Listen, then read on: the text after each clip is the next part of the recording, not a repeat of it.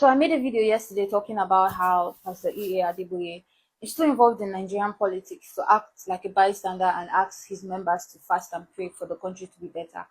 And the video made me realize two things. First, a lot of people are actually awakening spiritually when we're talking about how African pastors, especially Nigerian pastors, are one of the biggest problems we have in this country.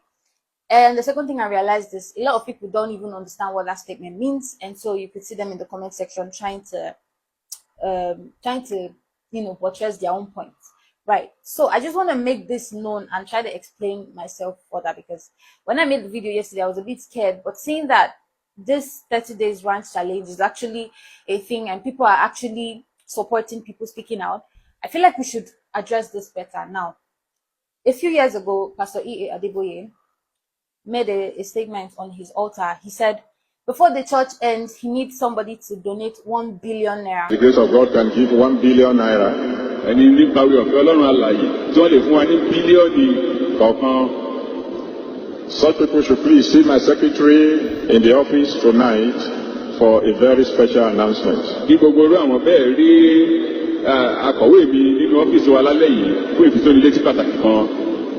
And then there will be some of you who can say, Daddy, I wish I can give 1 billion, but all I can afford is 100 million. Àwọn kan wà tí ó ní pé bóyá àwọn ìgbà fẹ́ ṣe bílíọ̀nù kan yìí, ṣùgbọ́n ohun tí wọ́n lè rí nípa wọn ká òun náà ni 100 mílíọ̀nù. Such people should also see my secretary after the program tonight. This was at least 5 years ago. He wants somebody to donate 1 billion naira before the church ends. Do you think it's you that is an everyday Sunday attendee that he was referring to? These pastors have political sons that one person or even more than one person can just offer to give that 1 billion that Sunday. Now, you as a human being and somebody with the fear of God, would you ever question this 1 billion you're giving me? Where did you get it from? 1 billion naira years ago when billion was still billions.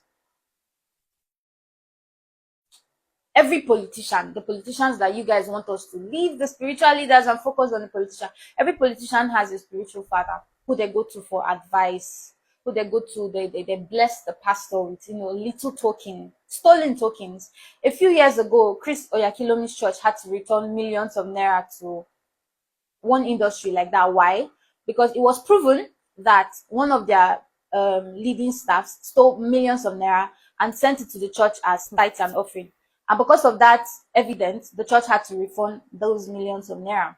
This pastor should not be excluded in what is going on in Nigeria, because not only are they politically involved, they've endorsed political leaders, literally made their members vote for political leaders of their choice. So why, if the country is bad, we should exclude them and say they have no this thing whatsoever? A lot of redeemed pastors are involved in politics.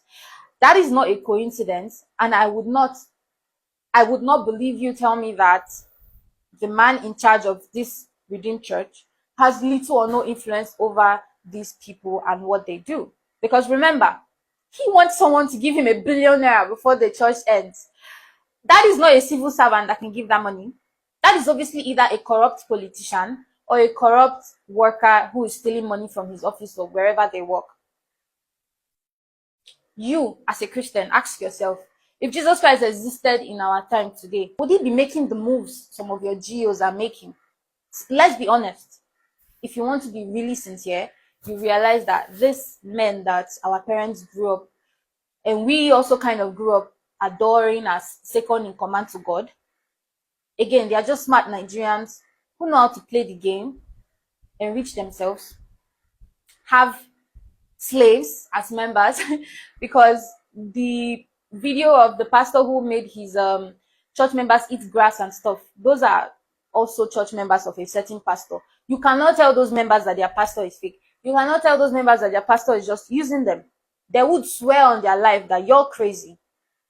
So because your pastor does not make you eat grass, does not mean he's not on a more diabolically manipulating role in the society. Also remember, if Nigeria is free of hunger today, you would not need handouts from a lot of these people. They would not need to share their rice. If we really want a change in Nigeria, We should hold everyone accountable because of their actions that we've seen them do. This same E.A. Adeboye called Tinubu Abraham. This is Tinubu's words when they were ordaining Tinubu's wife as a pastor in the Redeem. Allegedly, he said, I can pull this up. He said Adeboye called him Abraham. And when he probed Adeboye, like, what does that mean? He said, father of nations. Your GOs are fraternizing with the politicians that you people have agreed are ruining the country. So why should we exclude them when we are holding people accountable for ruining the country? That is my question.